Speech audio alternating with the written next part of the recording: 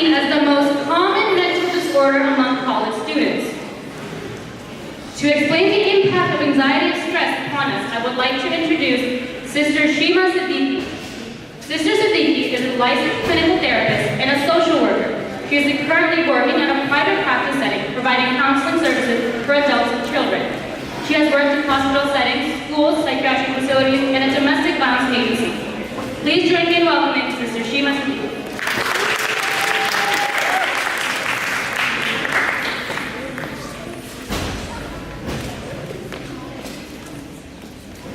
Testing 1, 2, 3.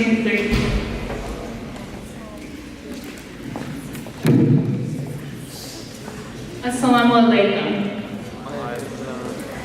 Thank you so much for that lovely introduction. So my name is Sister Shima Siddiqi. Are you guys ready for the last session for the weekend?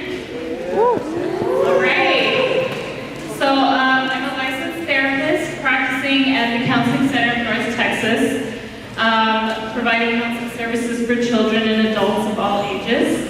So when Sister Zeba had approached me about this conference and asked me to speak upon the kind recommendation of Sister Sadia, I was absolutely delighted.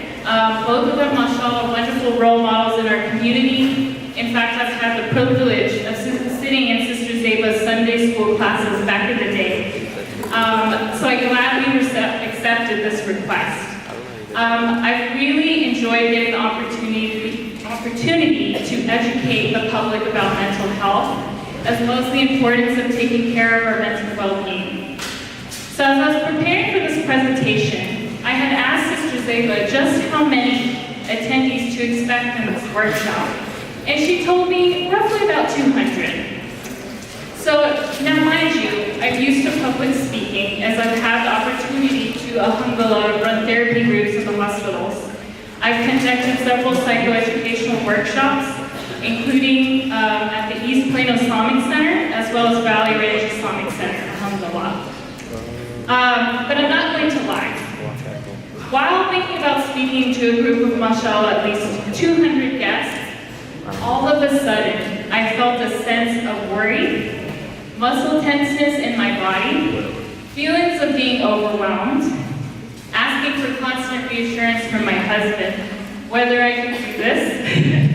I felt some nervousness and uneasiness settling in my stomach, and I started to what you call catastrophize about all the worst possible things that could happen if this presentation went bad. I started to engage in what you call avoidance behaviors as I procrastinated putting this lecture together. I thought to myself, maybe I can find a reason to back out at the last minute. But then I laughed to myself and realized this is just my anxiety getting to me. So, ironically, here I am running a workshop on anxiety and stress, but it goes to show you that anxiety and stress is something that affects all of us. So that's what I'm here to talk about today. Occasional anxiety distress is a normal, healthy response from our body to situations deemed as threatening. So having anxiety is actually not a bad thing, as long as it's an appropriate response to a situation. So we're going to talk about later what are unhealthy ways of dealing with our anxiety and what are some healthy ways of dealing with it as well. So for example, most people feel anxiety towards public speaking, such as the example I provided, engaging in daredevilish activities such as bungee jumping, skydiving, test taking for college students, or if you're in high school, middle school, and so on. However, if you suffer from anxiety that's too much, it can manifest itself into several unpleasant physical, emotional, or cognitive symptoms. So today we're going to talk about stress and anxiety and healthy ways of managing it. So let me ask you all this. What does anxiety look like to you? When you're anxious, what are some symptoms that you notice in yourself when you're starting to feel very anxious or overwhelmed? Anybody? Okay, not everybody at once. Yes. Start getting like shaky. I can feel Okay, so the brother just shared that he starts to, when he's anxious, feel very shaky. He starts to feel very overwhelmed. He can feel it in his body. Yes, so it definitely shows up in physical symptoms. Any other examples? Yes, sister? Anxiety attacks, yes, absolutely. And can you give an example, sister, of like what that looks like when you're going through an anxiety attack?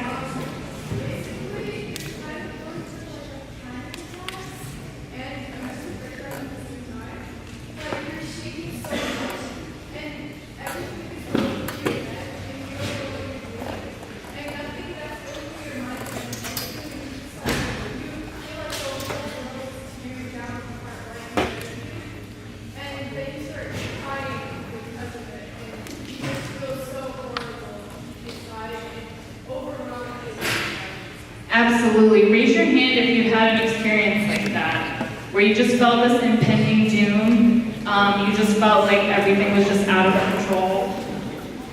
Absolutely. That's a very good example. Thank you for sharing that. Other examples of symptoms of what we'll see when you're feeling a lot of anxiety, excessive worry, hyperventilation, increased heart rate, shortness of breath.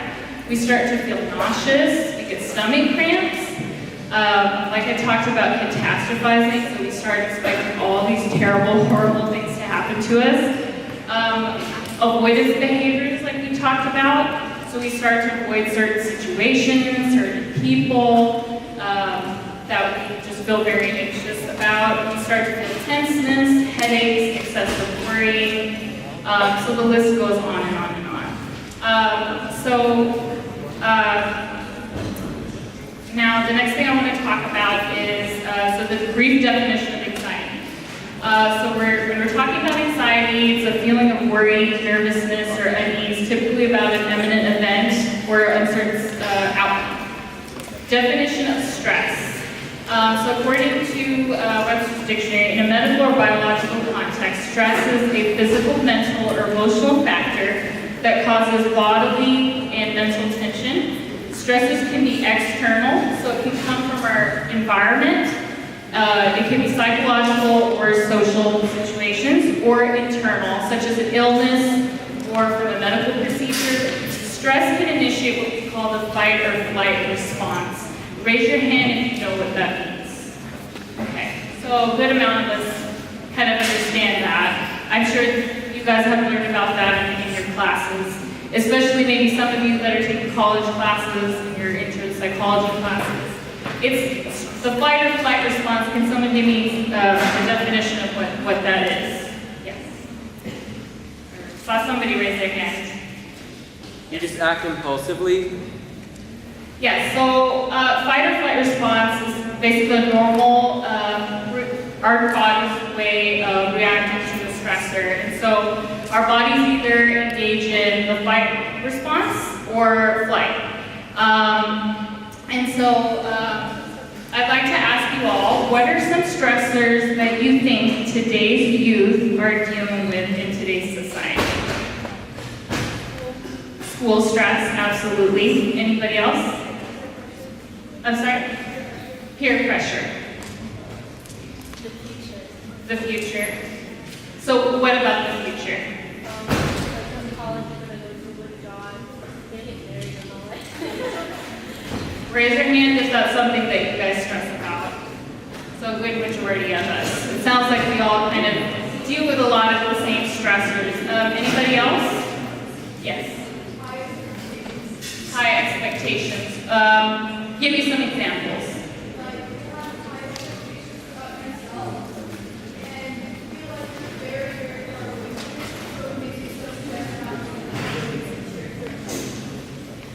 So expectations from who? Okay, your own expectations. Okay. So another example can be parental expectations.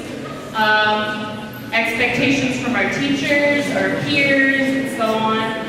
So thank you for sharing that. Any other examples of stress that our youth today are facing? I'm sorry?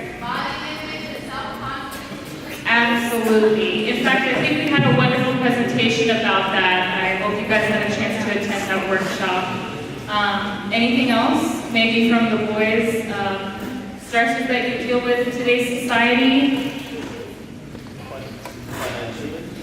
Financial. Absolutely. Okay, these are actually all very, very good examples.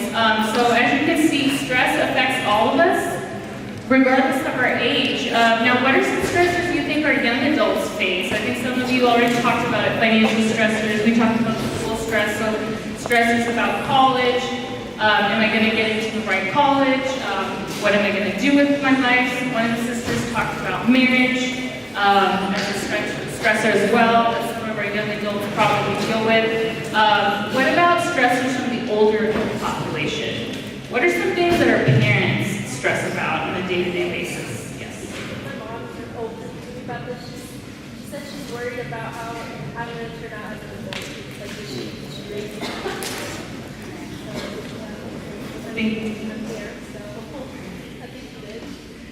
Thank you for sharing that. Anybody else? Things that our parents stress about? Okay. Now I see quite a bit of clients that come to my private practice that are dealing with all kinds of stressors. And I'd like to ask you guys what you think the number one question I get asked from my clients in therapy are. When it comes to stress, what do you think people would like to know when they first approach counseling? Like how you're supposed to deal with it? That's actually what I was just going to talk about. So ways of dealing with managing your stress. Actually, the number one question I get asked is, how do I remove stress from my life? I tell them, unfortunately, we can't necessarily always have the ability to remove the stressor from our life, but what we can do is learn healthy ways of managing it by responding to it appropriately. So at the end of the day, we only have control over our own thoughts, feelings, and behaviors, right? So according to cognitive behavioral therapists, the idea is that how we think, our cognition, and how we feel, and how we act all basically interact together. So specifically, our thoughts determine our feelings and our behaviors to a situation. So when a person suffers from psychological distress, the way in which they interpret their world becomes skewed, which in turn has a negative impact on how they're going to behave. So when we alter our negative thinking, we subsequently change our negative feelings and behaviors to the situation. Have I lost you guys yet? I'm going to give you guys an example. So, for example, let's say I'm a freshman in high school. I'm 16 years old. I'm getting ready to take my first ever exam in high school. And I'm getting a lot of pressure from my parents to do well. Let's say it's math class and I'm not the greatest at math. And I start to kind of stress out a little bit. And I start thinking to myself, am I capable to do this? Can I fulfill my parents' expectations of me? Am I going to be able to pass this test and pass this class? I start to get all these negative thoughts that we talked about. All of a sudden, I start to have feelings of intense anxiety, feeling overwhelmed, stressed out. I might get kind of irritable, and I might start, snapping at my friends or family members. In return, let's say I get so anxious that I get into that exam, and I have such difficulty focusing on that test because I'm thinking of all these negative thoughts that I can't concentrate. I get distracted, and I'm not able to really do well on that exam. So that's kind of an example of how cognitive behavioral therapists look at that. Is again, our negative thoughts are affecting our feelings and they're affecting our behaviors and how we react to situations. So I'm going to ask you guys this. What are some other negative thoughts that you may tend to have about yourself when you're dealing with a stressful situation? I gave you guys some examples. So I'm not a good student, I'm not capable to do this, I'm a failure. What are some other negative thoughts that we might have about ourselves? Why am I even trying? Why am I even trying? What's the point? Yeah, absolutely. Anything else? I'm going to disappoint my parents. I'm going to disappoint my parents. Okay, very good. What about some negative feelings that we might have when we're feeling stressed? Yes, sister.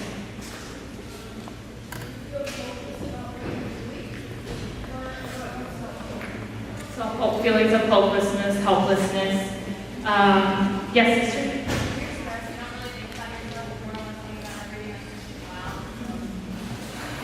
Yeah, and it's very easy to lose sight of ourselves when we're in the midst of stress. Now, what are some negative behaviors or maladaptive is what we call coping strategies? What are some negative behaviors that we may engage in when we're feeling stressed? Yes. Denial. Actually, that's a huge one. Can you give me an example of what that would look like? Like for example, if someone would be like, "Are you stressed?" I'd be like, "No, I would do that." Okay, that's a good example. Anyone else? Drug use, absolutely. Substance use, very unfortunately, is definitely a rampant problem in our society today, especially among our youth. Drugs, smoking, alcohol to cope with and manage stress and anxiety.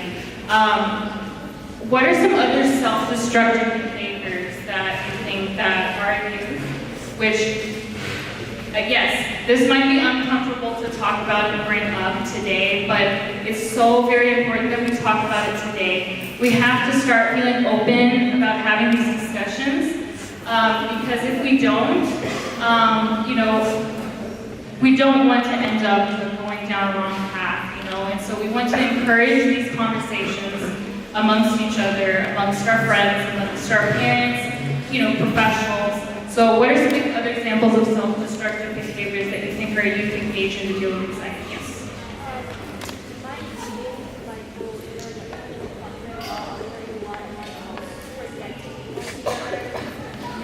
Absolutely. So disordered eating. So either starving yourselves because of anxiety or overeating is definitely an example of self-destructive behaviors that we can engage in. Anything else? Self-harm.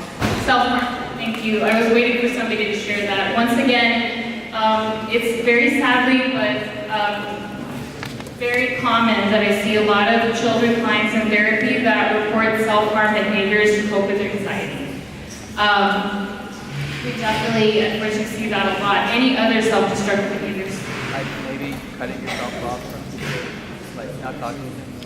I'm sorry? Like not talking to them.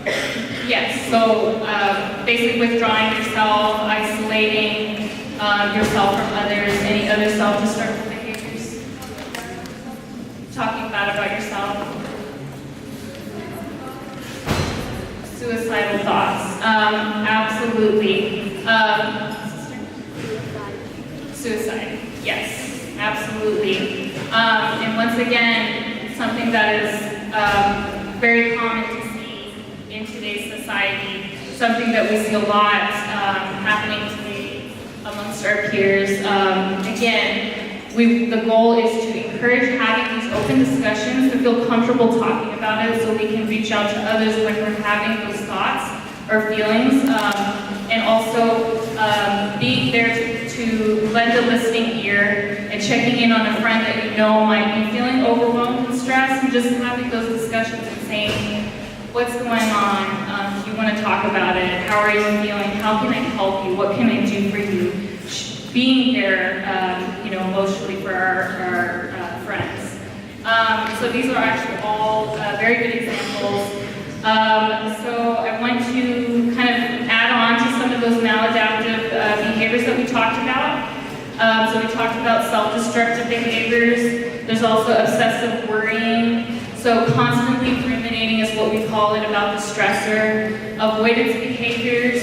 So I've seen some students that come to counseling and they say they feel so much anxiety at school that they start avoiding going to school altogether, skipping class. I see a lot of young adults that will avoid going to work because of anxiety sometimes. Other ways of avoidance I see is I've had a client come to me that experienced an unfortunate car accident several years ago.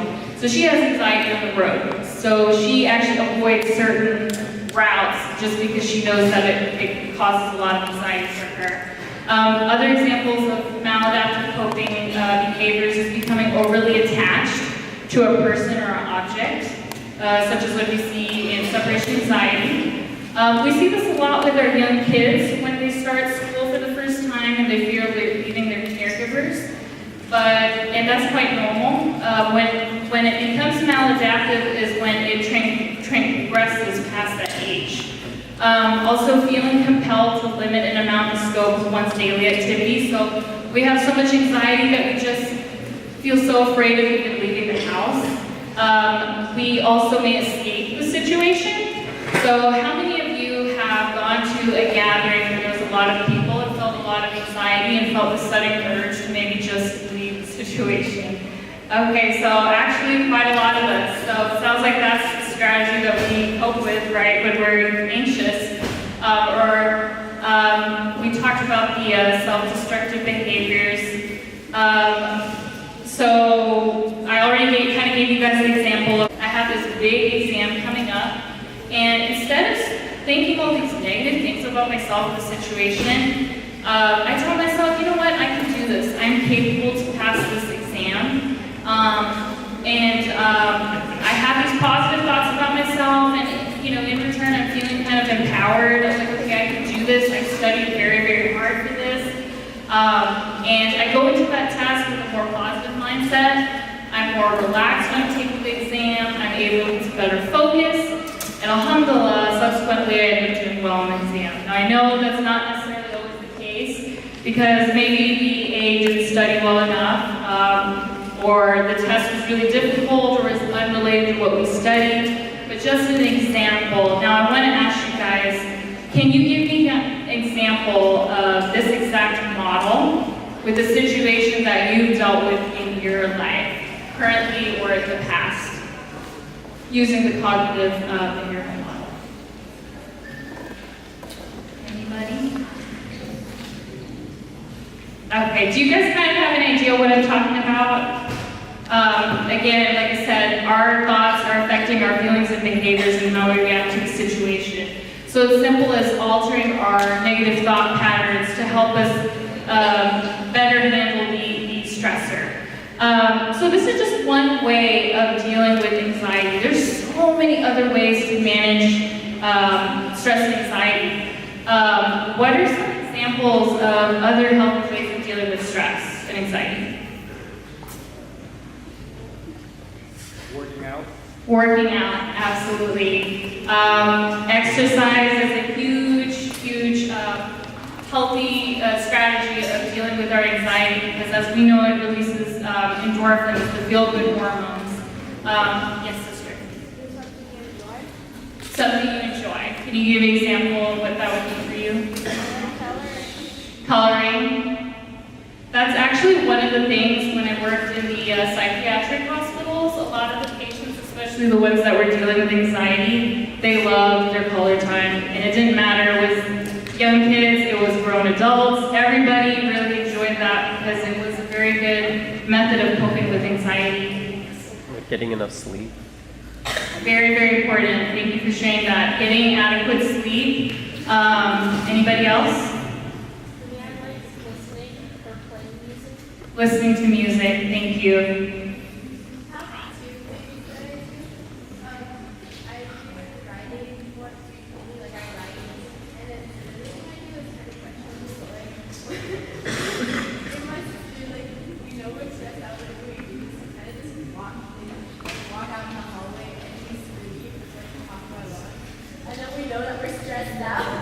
I'm sure that feels very therapeutic, yeah.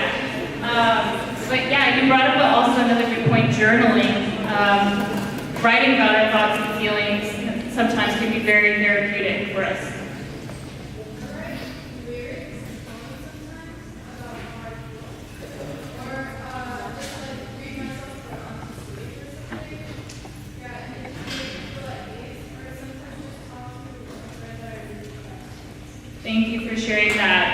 actually brought up the one thing I was waiting for you guys to say, the number one thing, reading Quran. I didn't hear anybody say prayer as well, making dua. You talked about also talking to somebody that we trust, that we feel comfortable with, so a family member or a friend when we're feeling anxious. Relaxation techniques, so whatever you do that makes you feel relaxed, counting to 10, deep breathing. For those that drive in the audience, raise your hand if Dallas traffic in the morning stress you out. I was waiting for everybody to raise their hand in this audience. I absolutely hate driving in the mornings in Dallas traffic. It is, especially 75, it is at 6:35, definitely can raise your heart rate and cause lots of stress and anxiety on your way to school and work. So sometimes practicing deep breathing, I know it sounds very trivial, very silly, but sitting in that car and exhaling, taking deep breaths, exhaling, inhaling, listening to music, all of these are ways to calm our parasympathetic nervous system and help reduce those cortisol levels, in other words, stress hormones in our brains. I think, brother, one of you were raising your hand to add something.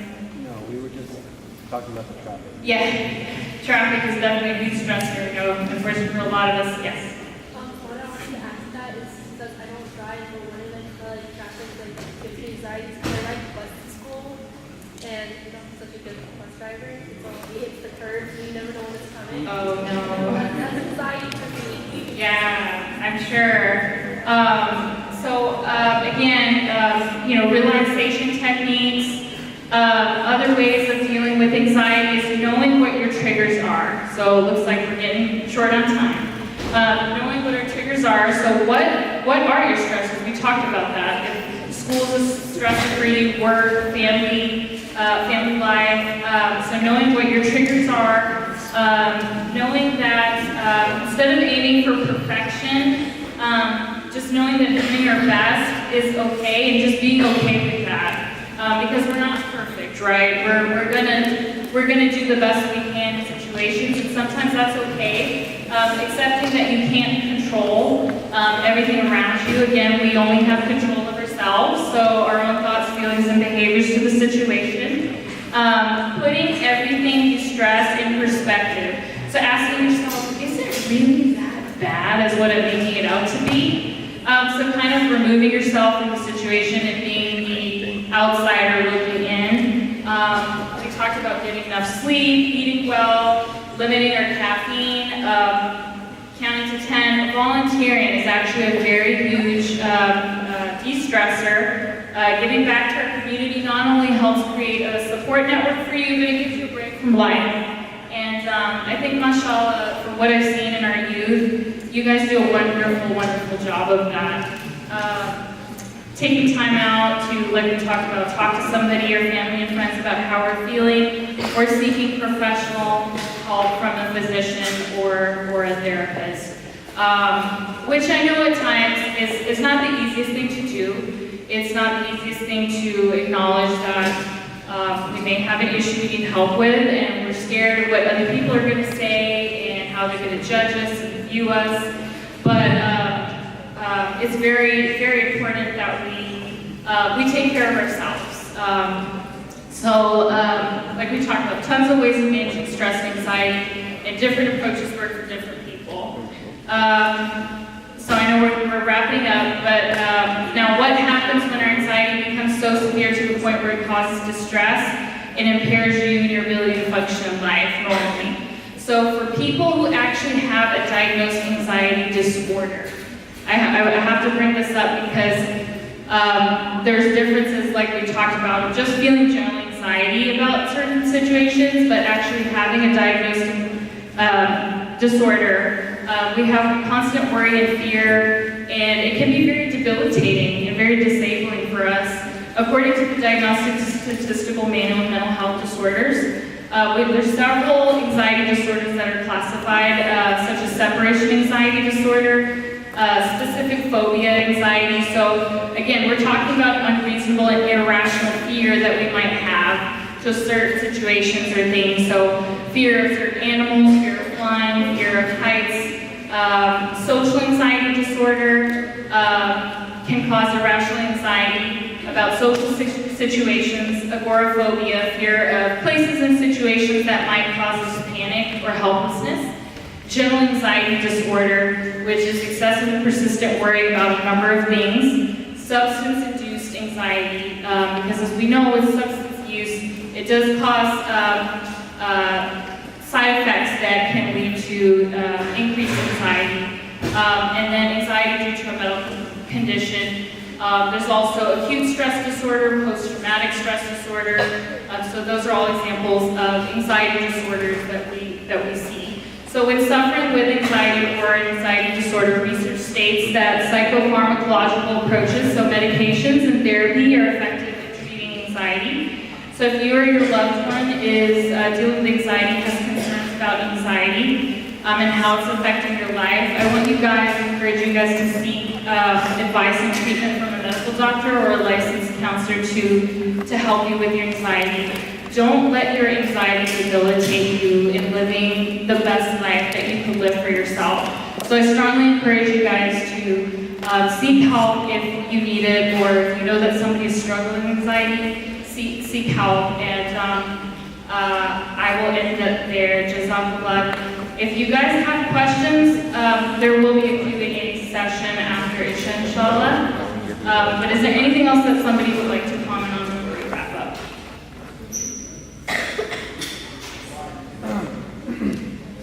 I guess you could just answer the time.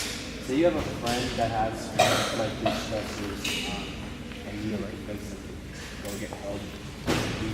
Your method, what would be the recommended method for doing that? That's a very good question. I'm actually dealing with that right now, so I'm glad that you answered that question. I do have a friend that is dealing with a lot of stress in her life, and I have found it a bit challenging to encourage her to go to counseling, seek professional help. And so we have to realize that at the end of the day, we, again, are only in control of our own thoughts, feelings, and behaviors. We can always encourage somebody, but at the end of the day, we can't make anybody do something that they do not want to do or don't feel comfortable doing. What I suggest in that situation is maybe picking up the phone with your friend if they feel comfortable, and calling a counseling center or a crisis line together with that friend. Going with them to that doctor appointment to provide them the emotional support. So kind of doing that with them, and just kind of having that open dialogue with them, like, hey, look, I see that you're really stressed out. I see how it's affecting you negatively. I'm really worried about you and concerned. What can I do to help you be at your best? And just providing that listening ear. A lot of times people that come to counseling, they don't want to hear advice from us. They just want somebody to listen to them.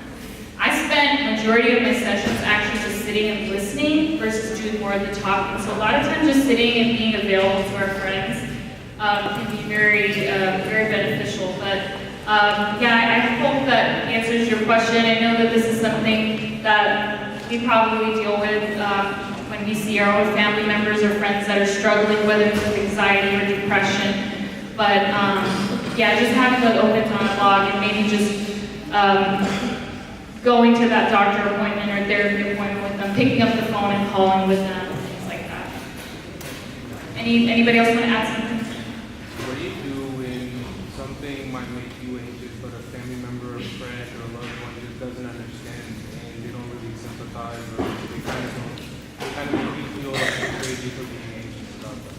I'm sorry, can you repeat the first part? Yeah, so say for example something would make me anxious that somebody else, like a family member or loved one, thinks I'm crazy for feeling anxious about something like that. What's the best way of dealing with that situation? Okay, I got you on that. So and that's my husband, by the way, that asked that question. He asked, what do you do if, let's say, you're dealing with a lot of anxiety or stress about a particular situation, and your family members keep telling you that this is all in your head, or you're crazy for thinking that way. So how how would you deal with that situation? I'm sure a lot of us have been in that boat before. So that's a very good question. But you have to understand that it's very hard to change people's perceptions about ourselves. So try your best to just kind of educate them, letting them kind of, I would say, having them read up about it online, what anxiety looks like, just encouraging them to get educated. Michelle, we have amazing scholars in our communities that are always willing to talk and educate others about these types of issues. We also have, mashallah, a lot of licensed professionals in the community that are always willing to come and talk, provide advice. But that is definitely a very, very good question. I know it can be challenging, especially when you're trying to get somebody to understand what you're dealing with. But don't beat yourself up about it. You do what you need to do to take care of yourself. And inshallah, they will eventually come to realize that what it is that you're dealing with, that it's not all in your head, that this is something that's real to you and that, causes you a lot of distress. But you do what you need to do to take care of yourself. And if you're not getting that support from your family, reach out to others that can support you in the community. Yes. So I'm just curious because you have a career that's centered around helping people with these type of mental issues, mental problems, right? Or just that type of field. So I'm just wondering because I feel like people they're constantly listening to other people, trying to help them go through things. I've heard that there's sometimes what happens is a second day, I forget what it's called, but you basically listen so much that it can sometimes affect your own mental health sometimes. So I'm just curious, what are some things that you do or maybe others do, and that could maybe be applicable to us too if we're trying to help someone else? Absolutely, that's a very good question. I think the word that you were looking for, brother, and thank you for sharing that, is vicarious trauma. So a lot of healthcare professionals, doctors, therapists, people that work in healthcare, they do deal with vicarious trauma. So when you sit and listen to trauma all day, every day, it can affect you mentally. I don't know one person that has said that it does not affect them negatively. So actually a lot of people in the helping professions do seek therapy themselves. I do have a therapist that I meet with once a month. She provides very good support, advice for me. I know a lot of other mental health professionals that seek counseling for themselves as well. Just some ideas of things that I do to help deal with my stresses. I am aware of my triggers to stress, so I kind of prepare myself when I know that I'm going to start to get overwhelming feelings of anxiety about something. I remove myself from that situation. I will go work out. I do something relaxing. I'll pick up the phone and I'll call my friends, the people that I trust and I feel comfortable talking to just kind of vent to them and de-stress. I will go to my husband for emotional support as well. I'm trying to think of other ways that I do deal with stress. I call it self-care.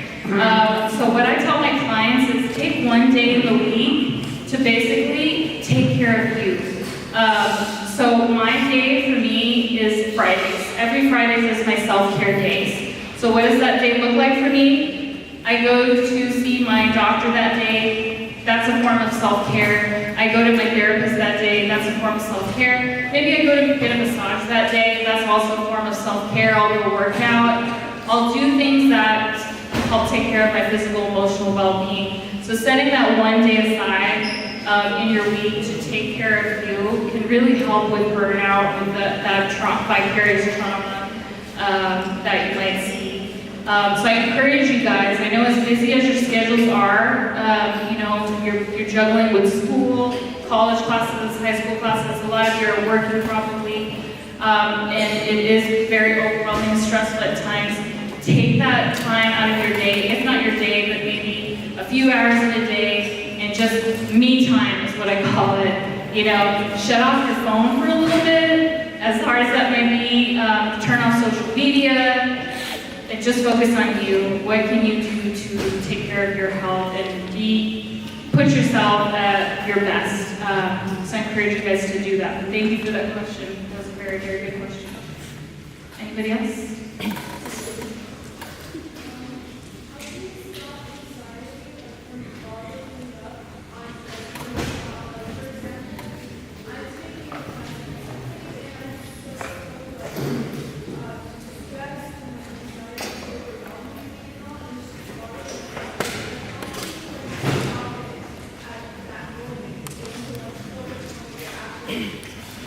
So that's a very good question. So the sister asked, what do you do if you're stressed about something and it's just bottling up inside and all you keep doing is thinking about it, thinking about it, thinking about it, and just getting so overwhelmed? I forgot to mention this, but one other technique of dealing with anxiety is thought stopping. Finding a healthy distraction when you start having those thoughts. Now, I'm sure a lot of us, when we're having anxiety, we also have trouble sleeping at night because we're laying in bed just constantly thinking about all this stress that we have to deal with the next day. So thought stopping has been shown to be very effective. So like we talked about, reframing those negative thoughts. So when you catch yourself saying those negative things about yourself, immediately change that into something positive about yourself. Finding a healthy distraction. So when you start to get like those thoughts come up, you know, finding again something that you enjoy doing. For me, I forgot to add, cooking is one thing. Cleaning. I know that when I start to feel very anxious and overwhelmed, can't stop thinking about something, I start busying myself, preoccupying myself, so that I'm not stuck in that mindset, just constantly ruminating about that stressor. So finding those healthy distractors. I hope that answers your question. Anybody else? Jazakallah. Thank you guys so much.